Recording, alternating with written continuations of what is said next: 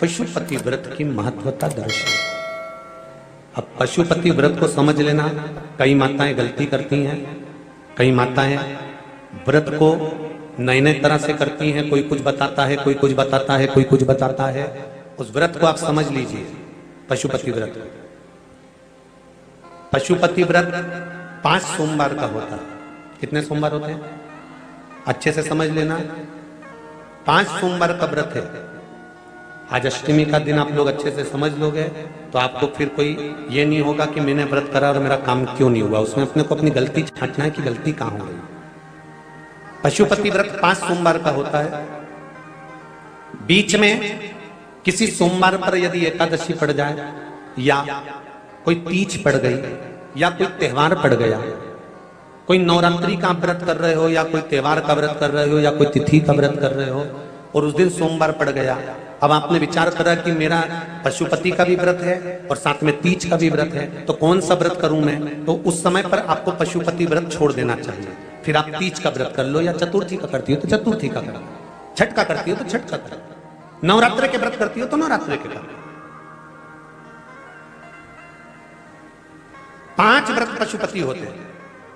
व्रत करने के लिए जब आप निश्चित करें कि मुझे इस सोमवार से पशुपतिनाथ के व्रत करना है, जीजियों भाइयों ध्यान रखना, उस दिन सुबह स्नान करने के बाद में बड़े प्रेम से पूजन की थाली लगा लो।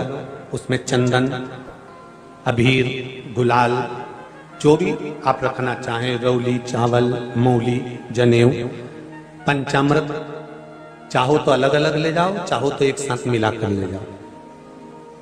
भगवान शंकर की दिए लगाना है आपको। शंकर भगवान 5 दिए लगाइए, एक एक दिया जलाते जाएं और शंकर भगवान से पहले सोमवार को दिया जलाते समय अपने हृदय की बात कहते जाएं। 5 दिए पूरे हो जाएं। छठा दिया जलाना नहीं है, उसको थाली में वापिस रख लेना। दिए को थाली से नीचे उतारना जरूर। कौन से दिए को? जम के बोलो जरा। छठे दिए को मंदिर में उतारना जरूर और फिर वापिस थाली में रख लेना है।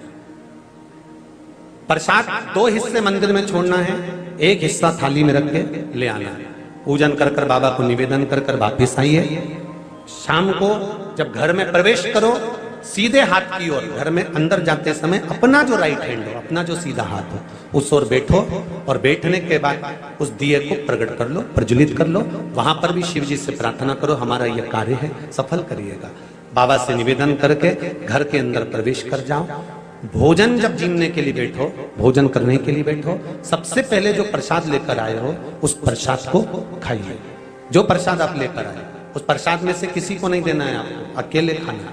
उतना ही प्रसाद लेकर जाना जितना खब जाए, छोड़ना भी नहीं। सबसे पहले प्रसाद खाइए, उसके बाद में भोजन करिए। इस व्रत में सुबह आप फलहार कर सकते हो, शाम को भोजन कर सकते हो। भोजन में ये जरूरी नहीं है कि मीठा ही खाना है, नमकीन भोजन भी कर सकते हो। बस मीठा कब खाना है? जब प्रसाद का एक हिस्सा लेकर आओ तो वो एक हिस्सा आप खाओ। उसके बाद में जब भोजन करो तो नमक का करो, कोई मना नहीं मिर्ची का करो, पर उसमें दिखावा ना करो और भोजन करें। ऐसे 5वां जब सोमवार आ जाए, बीच में अगर कोई सोमवार छूट भी जाए तो व्रत करना, पूजन मत करना। कोई रजो धर्म आ गया, रजस वाला धर्म आ गया, कोई कार्य आ गया तो उसमें पूजन करना। पूजन नहीं करना है, उसमें व्रत जरूर करना। और जब 5वां व्रत रहे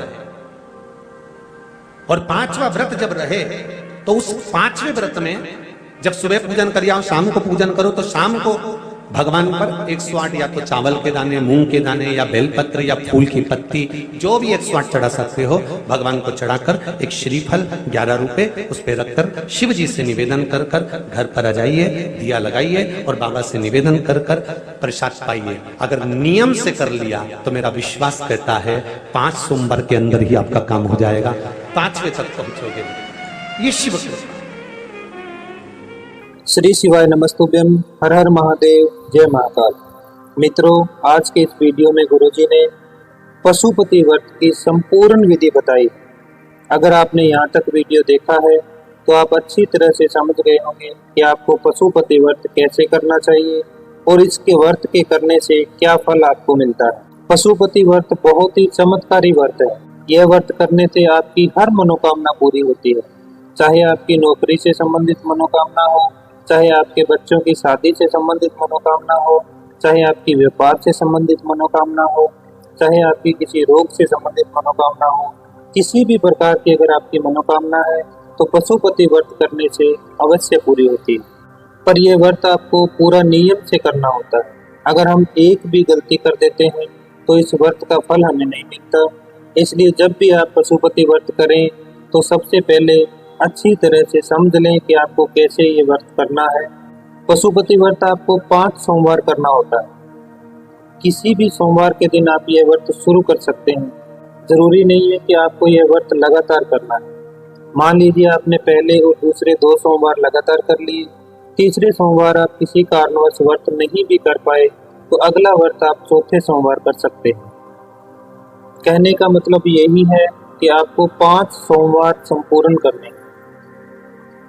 5वें सोमवार आपको इस व्रत का उद्यापन कर देना है। उद्यापन भी बहुत ही सरल है, जैसा गुरुजी ने बताया है उसी विधि से अगर आप ये व्रत करते हैं तो आपकी मनोकामना महादेव अवश्य पूरी करते हैं। मैं उम्मीद करता हूँ कि आपको वीडियो अच्छा लगा होगा। अगर वीडियो पसंद आया तो वीडियो को लाइक करें और कमेंट में महादेव के नाम का एक जयकारा जरूर लगाएं। अगर आप वीडियो पहली बार देख रहे हैं तो चैनल को सब्सक्राइब करके बेल आइकन को जरूर प्रेस करें ताकि जब भी मैं अगला वीडियो लेकर आऊँ तो सबसे पहले नोटिफिकेशन आप तक पहुँच सके। और अंत में आप सबसे यही कहूँगा कि अगर गुरुजी द्वारा बताए गए किसी भी उपाय से आपको लाभ हुआ है तो कमेंट में पूरी डिटेल के साथ जरूर बताना, जिससे दूसरे लोगों को भी पता लगे कि किस उपाय से क्या लाभ होता है।